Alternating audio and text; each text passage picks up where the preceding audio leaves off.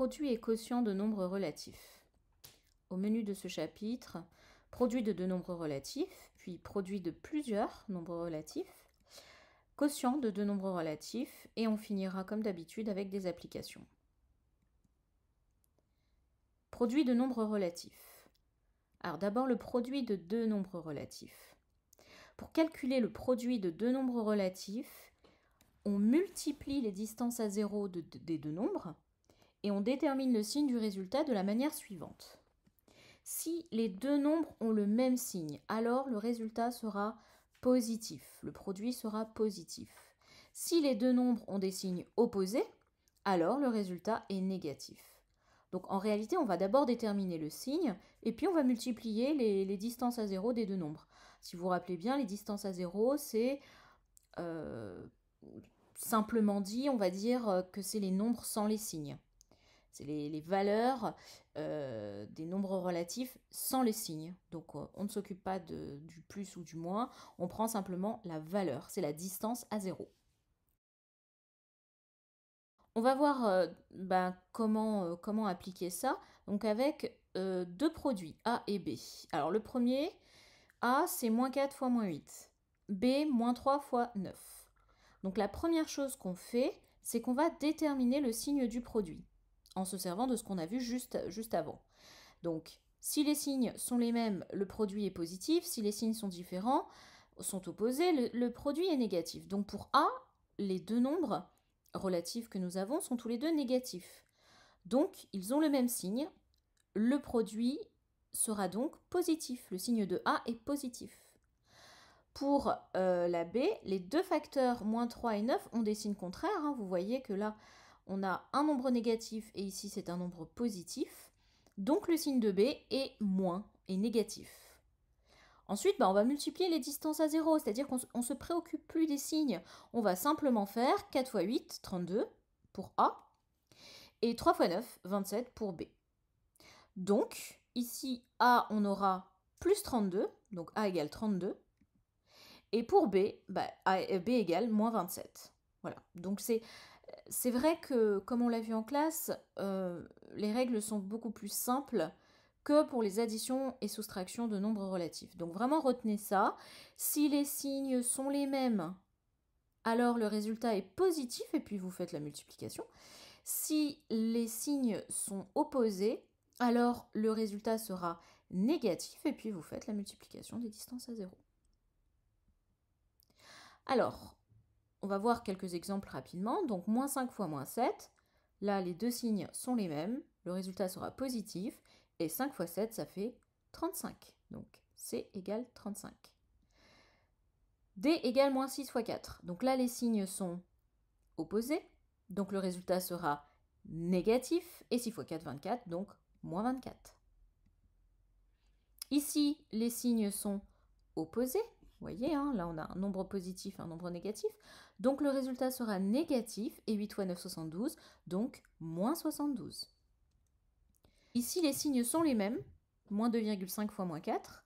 Donc le résultat sera positif et 2,5 fois 4, ça fait 10. Donc F égale 10. Et enfin la dernière, les signes sont les mêmes, ils sont tous les deux positifs. 1,5 fois 3, 4,5. Maintenant, lorsqu'on a plusieurs nombres relatifs, pour calculer le produit de plusieurs facteurs, on va multiplier les distances à zéro de tous les facteurs et on va déterminer le signe du résultat de la manière suivante. On va compter le nombre de facteurs négatifs dans le produit. On va compter les moins, en fait, tout simplement, donc sans en oublier, bien sûr. Eh bien, si le nombre de facteurs négatifs est pair, si on trouve un nombre pair de moins, alors le résultat est positif. Vous comprenez bien que à chaque fois que vous avez deux moins, ça vous donne un plus. Enfin, si on veut simplifier. Dans une multiplication, attention, hein, j'insiste bien, dans une multiplication. Si vous multipliez deux moins, hop, ça fait un plus. Donc si votre nombre de moins est pair, c'est comme si vous les mettiez par paire, quoi. Et donc, il n'en reste plus. Le résultat final sera bien positif. Si le nombre de facteurs négatifs est impair, alors le résultat est négatif. C'est comme si vous les mettiez par 2, et puis il va en rester un tout seul. Donc le résultat sera négatif. On va voir comment faire, comment procéder pour un calcul de plusieurs facteurs. Donc vous avez cette expression A, moins 4 fois 5 fois moins 0,5 fois moins 3 fois 2. Alors là, il y a des élèves qui ont tendance à ne pas voir le moins qui est ici. Donc vous avez tendance à faire je sais pas, un petit mélange entre les traits qui sont ici. Donc faites bien attention, comptez bien les moins. Donc là, il y en a bien un. Donc on va déterminer le signe du produit d'abord en comptant les moins. 1, 2, 3. Il y a 3 facteurs négatifs, 3 est impair, donc le résultat sera négatif. Donc je sais que le résultat est négatif, donc je mets un moins devant. Puis après, j'écris les produits, les facteurs sans leur signe, puisque j'ai déjà déterminé le signe du produit. Je sais que c'est moins, donc ensuite j'écris tous les facteurs sans leur signe. Donc 4 fois 5 fois 0,5 fois 3 fois 2, puisque j'ai déjà trouvé que ça allait être négatif. Ensuite, on va calculer, mais de manière astucieuse. C'est-à-dire qu'on va regrouper les facteurs qui sont faciles à multiplier entre eux. Par exemple, là on voit que 0,5 fois 2, ça fait 1, donc il peut être intéressant de regrouper ces deux facteurs ensemble. Donc ça nous ferait moins 4 fois 5 fois 0,5 fois 2 fois 3. 4 fois 5, ça fait 20. 0,5 fois 2, ça fait 1 fois 3. Donc on se retrouve avec un produit assez simple à calculer. Et donc ça nous fait moins 60. Donc pour résumer, premièrement, on va déterminer le signe du produit en comptant les moins. On compte uniquement les moins. 1, 2, 3. Là, on trouve que c'est impair, donc le résultat est négatif, on met un moins. Et puis, on écrit les facteurs sans le signe et ensuite, on regroupe astucieusement pour faire la multiplication. Mais si on avait trouvé un nombre pair de moins, eh bien là, on aurait dit que c'était positif et du coup, on aurait rien mis devant puisque c'est positif et on aurait écrit uniquement les facteurs sans le signe. Quotient de deux nombres relatifs, alors c'est la même chose que pour la multiplication, donc il n'y a rien de nouveau. Pour calculer le quotient de deux nombres relatifs non nuls, on divise les distances à zéro des deux nombres et on détermine le signe du résultat de la manière suivante, c'est comme on l'a vu tout à l'heure. Si les deux nombres ont le même signe, alors le résultat est positif. Alors le quotient est positif. Si les deux nombres ont des signes opposés, alors le résultat est négatif. Donc c'est exactement comme pour les produits de deux nombres relatifs. Donc voici une méthode. Voilà, donc pour les quotients C et D, on a C qui est égal à moins 42 divisé par moins 7 et D moins 23 divisé par 5. Donc on détermine d'abord le signe du quotient. Bon là vous voyez que les deux ont les mêmes signes, donc C va être positif. Et là ici les deux ont des signes différents, des signes, là c'est négatif, là c'est positif, donc D va être négatif. Donc déjà, on connaît les signes. Puis ensuite, on divise les deux distances à 0 sans se préoccuper des signes. Du coup, 42 divisé par 7, ça fait 6 pour le C. Et 23 divisé par 5, alors on a déjà vu en classe, pour faire 23 divisé par 5 sans calculatrice, c'est du calcul mental. On divise par 10 et on multiplie par 2. Donc 23 divisé par 10, ça fait 2,3 fois 2, 4,6. Donc, on calcule, donc voilà. Donc, comme ici, c'est positif, ça nous donne C égale 6. Comme ici, c'est négatif, ça nous donne D égale moins 4,6. Alors, on va passer aux applications. Ça va être très simple. Première application, calculer le produit A. Voilà. Donc, vous appuyez sur pause et ensuite, vous découvrez le corrigé juste après. Voici une solution de cette application. Là, les deux nombres ont le même signe. Donc, le résultat sera positif. Et 5 fois 8, 40. Donc, A égale 40. Une nouvelle application, B égale moins 4 fois 11. On appuie sur pause et on découvre ensuite le corrigé.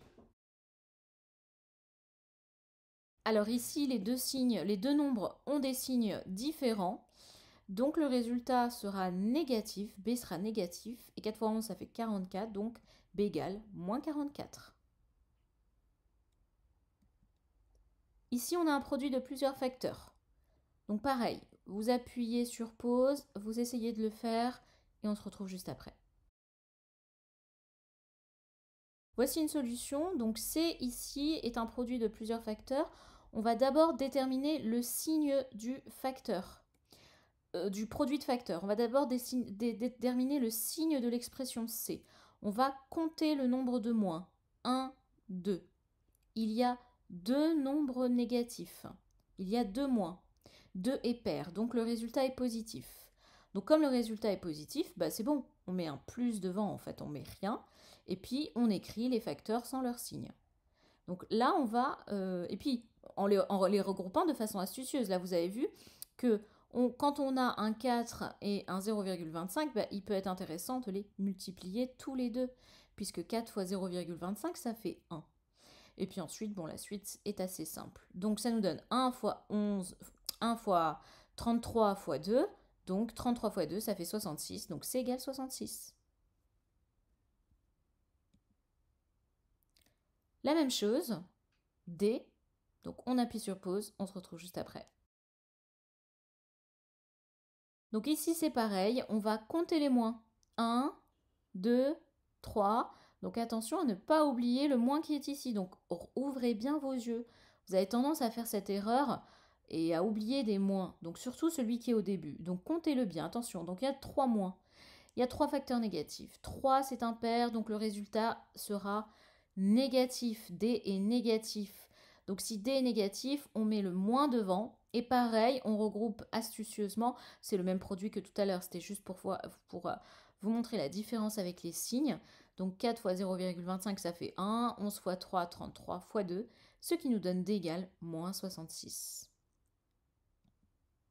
Un petit quotient, on appuie sur pause et on se retrouve juste après. Bon bah ici, les deux nombres ont les mêmes signes. Donc le résultat sera positif. Et 77 divisé par 11, ça fait 7. Donc E égale 7.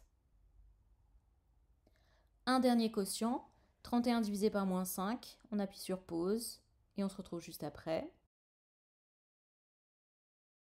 Donc ici, les deux nombres ont des signes différents. Donc le résultat sera négatif. F est négatif et 31 divisé par 5, comme on l'a vu plusieurs fois, on l'a déjà dit plein de fois en classe. Pour diviser par 5 sans calculatrice, on divise par 10 et on multiplie par 2, puisque 5 égale 10 divisé par 2. Divisé par 5, ça revient à diviser par 10 et à multiplier par 2. Donc 3,1 fois 2, ça fait 6,2. Donc on a bien F égale moins 6,2, puisque les signes sont différents, donc F est négatif.